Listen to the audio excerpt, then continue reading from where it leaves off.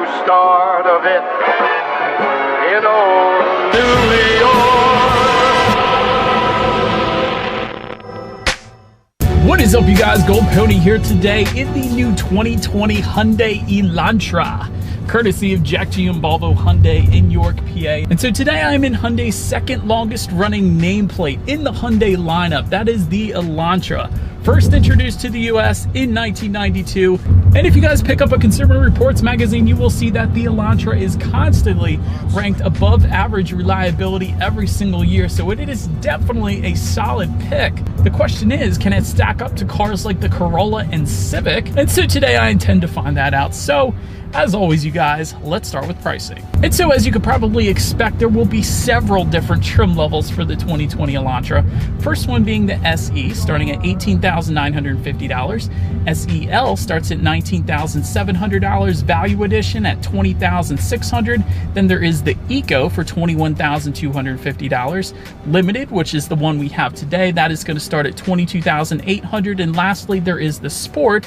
That one is going to start at $23,800. And so as you could probably imagine, with all of those trim levels, there are a few different engine setups to be paired up with them as well. First one being a naturally aspirated 2-liter inline 4-cylinder. And this one is going to belong to the SE, SEL Value and Limited, therefore the one we have today. That one is going to put out 147 horsepower at 6,200 RPM, 132 pound-feet of torque available at 4,500 RPM. Power is sent to the front wheels for every single engine setup, actually, through a SmartStream IVT. What in the world is an IVT, you may be asking? Is kind of similar to a CVT, so just think of it like that, basically. But altogether, MPG numbers on this first engine setup is going to come in at 30 in the city, 40 on the highway. But so then the second engine setup I'm going to go over is specific to the Eco trim level. This one is a 1.4-liter turbocharged inline 4-cylinder, putting out 128 horsepower, 156 pound-feet of torque, again sent to front wheels, but this time through a 7-speed dual clutch, giving you MPG numbers just slightly better, 33 city, 41 on the highway. And lastly, the engine setup belonging to the more powerful Sport trim level, the one comparable to the Civic Si, I guess you could say. This one is going to be a 1.6-liter turbocharged inline 4-cylinder, putting out 201 horsepower at 6,000 RPM, 195 pound-feet of torque, available at 1,500 RPM, sent to the front wheels once again through a 7-speed dual clutch, giving you a 0 to 60 time, you guys, 6.3 seconds. That is rather impressive for that car. With MPG numbers 26 in the city, 33 on the highway. Still kind of impressive given the 0 to 60 time there, so that's pretty cool. But so then before we do any kind of accelerations, which we are going to do in a second here, did want to mention there are some drive modes. Drive mode button is located just to the left of the shifter there.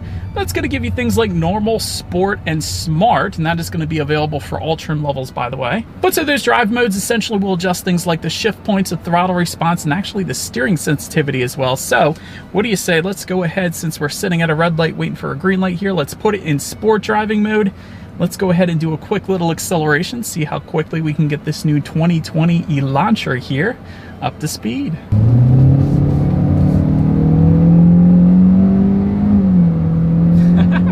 I like it. I actually kind of like that. It is a very nice engine sound to it, especially for it just being the basic engine setup. I really like that. It's not the fastest thing in the world. It's not going to be like the Sport trim level, but it has enough get up and go to get you merged onto the highway. And honestly, again, I really like the feel of that. It's not too bad. And so to go along with that, braking is equally important. And actually, between the trim levels, braking is going to differ slightly.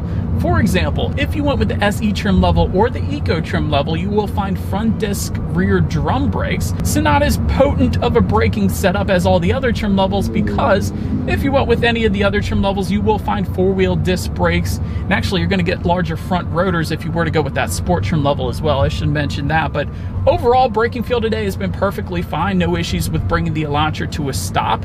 And again, I do have the 4-wheel disc brakes today, so that's definitely nice. Touching on handling and suspension a little bit, up front you will find a McPherson strut front suspension. In the back, a coupled torsion beam rear axle. And so having said that, I will say the ride quality isn't bad. Definitely is, I guess, as expected for the Elantra. But again, a lot of the competitors do use an independent multi-link rear suspension. With that setup, you will get a smoother ride as well as a little better handling. And actually, that independent multi-link rear suspension will come standard standard on the sport trim level.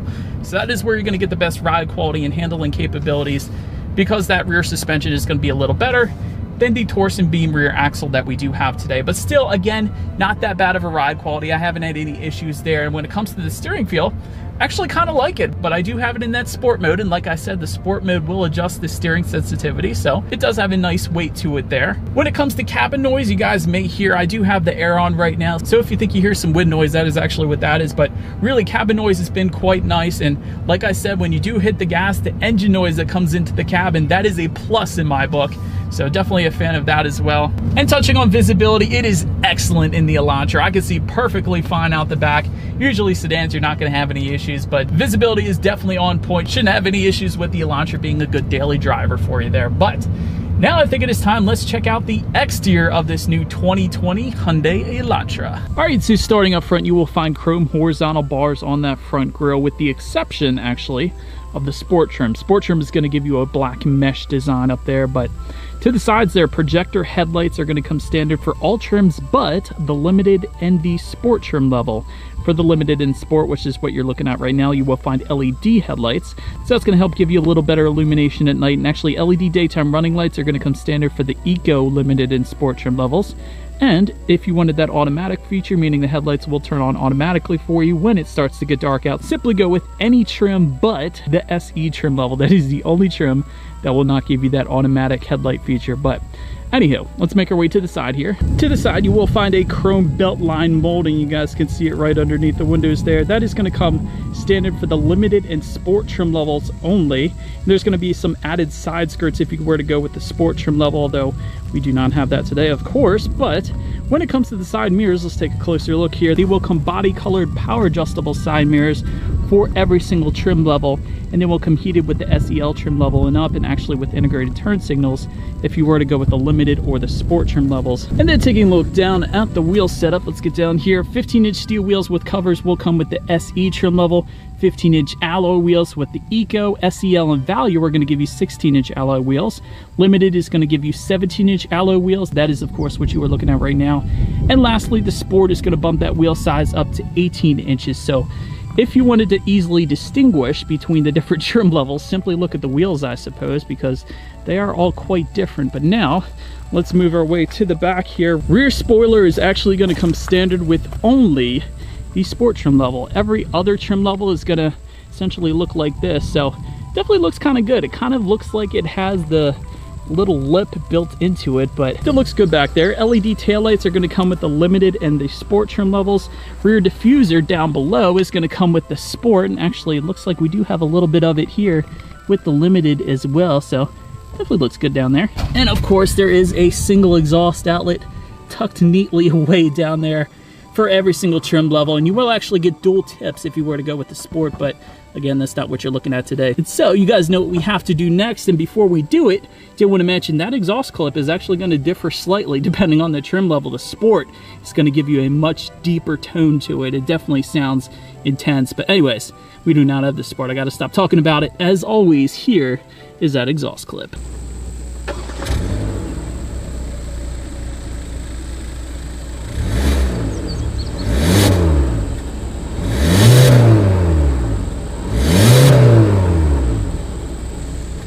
And so, but now since we are around back, to open that rear trunk, there's a couple different ways to do it. There is a button on the key fob, so that is one way.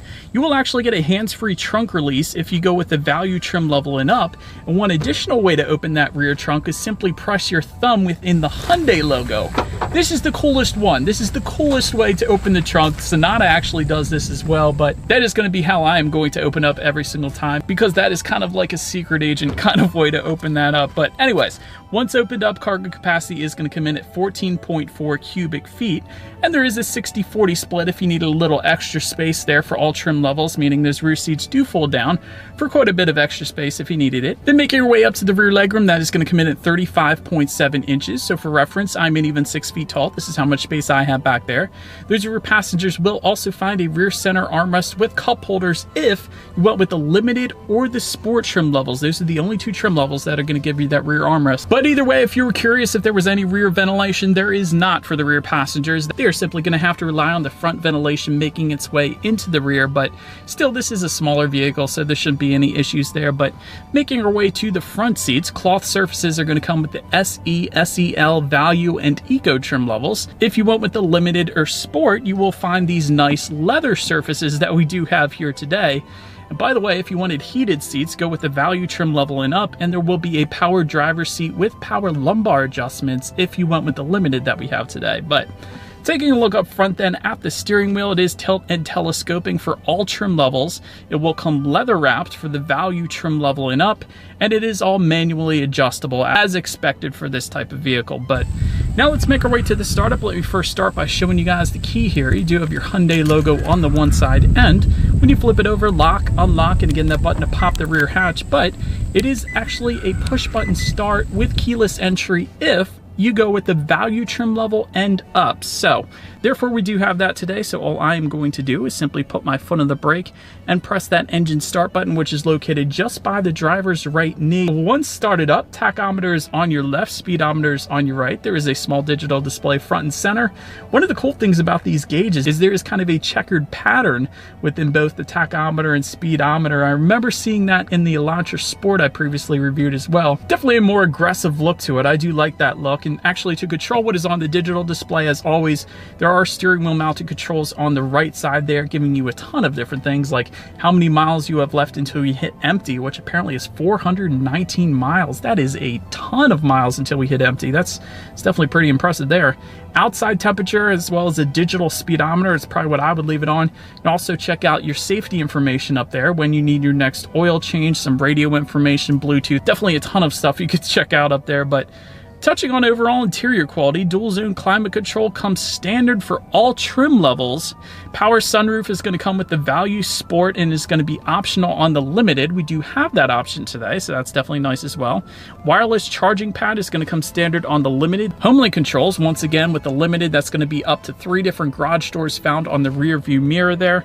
Dual USB charging ports for the Eco trim level and up. And overall, I gotta say, I am definitely a fan of this interior. Of course, you got the leather seats. I like that, but everything ties together very well. Like there's an aluminum trim that ties together on the doors, onto the door handle, and then it kind of just keeps on going just above the glove box there. So it's like a continuous aluminum trim line that goes throughout the vehicle. Also like the 2-tone interior that is specific to the car I guess we have today, but that's always nice. Definitely a fan of that. But now let's get to one of the best parts of Hyundai. Hyundai does their tech and infotainment system so well. There's a 5-inch touchscreen display with the SE. That one's okay, but every single other trim level is going to give you a 7-inch color touchscreen display. There is actually an 8-inch color touchscreen display that's optional on the limited and the sport trim levels. That one's going to come with factory navigation, but honestly, in this day and age, you don't need factory navigation. Here's why. If you have a smartphone, at least, you don't need it because you will get Bluetooth and audio streaming for all trim levels. But if you go with the SEL trim level and up, you will also get Android Auto and Apple CarPlay. Meaning, if you have a smartphone, simply hook it up to the Elantra. That will give you free navigation through your smartphone, which you will never have to pay to get updated. It always has updated maps. It actually gives you speed traps as well, so you don't speed in those speed traps. And it tells you the speed limit of any given road as well. So a lot comes with those 2 apps, especially the Android Auto one. That's the one I use. I'm always a fan of that. But you can also actually, through Android Auto or Apple CarPlay, like and dislike your Pandora songs up in that screen. I use that a lot too. You can check out your MPG numbers up there and also, of course, your radio settings. And by the way, when it comes to the sound system, you will find 6 speakers for all trim levels, but the limited. The limited trim level that we have today will give you an 8-speaker Infinity Premium sound system, which is, by the way, optional on the Sport. But you guys know what we have to do. Let's go ahead and turn on the radio here, see what we got planned, and let's test out the clarity of this one. And she's just a thing with do. Gotta admit, the clarity is on point in this sound system. I don't know if it's the song, but definitely the Infinity sound system. Very nice clarity. Bass is nice as well, although you probably didn't hear it there. But before I played this clip, the bass is definitely quite nice, but the clarity is probably what impressed me the most on that Infinity sound system there. But so anyways, last thing on the tech display I wanted to mention is when you do put the Elantra in reverse, you will find a rear view camera with dynamic grid lines for every single trim level, letting you know who or what is behind you, which is always going to lead me into safety. And so when it comes to safety, first thing I wanted to mention is the Hyundai Elantra has been named an IIHS Top Safety Pick Plus, which is the highest rating by that organization. So that is definitely a plus to start with. Front, side, and side curtain airbags will come standard, as well as a driver's knee airbag up front. In the back, you're going to have latch, aka lower anchors and tethers for children for the rear car seats. Also standard, a tire pressure monitoring system, but also some of the more advanced safety features that will come standard on all trim levels is a forward collision avoidance assist system, lane keep assist, and a driver attention warning system. So if the car detects you're starting to get drowsy, it is going to notify you, perhaps urging you to pull over or get a coffee or an energy drink or whatever. SEL trim level and up is also going to add a blind spot warning system with rear cross traffic alert. Blind spot warning, of course, being the little cars in the side mirrors there, so you don't go merging onto anybody on the highway, so that is definitely always nice as well. But so anyways, that is about it for this one, you guys. Thank you so much for watching. Feel free to follow me on social media at the bottom of the screen there. Be sure to hit the subscribe button and the bell button if you enjoy car reviews. That is what this channel is about, and I will see you guys in the next video. Stay gold.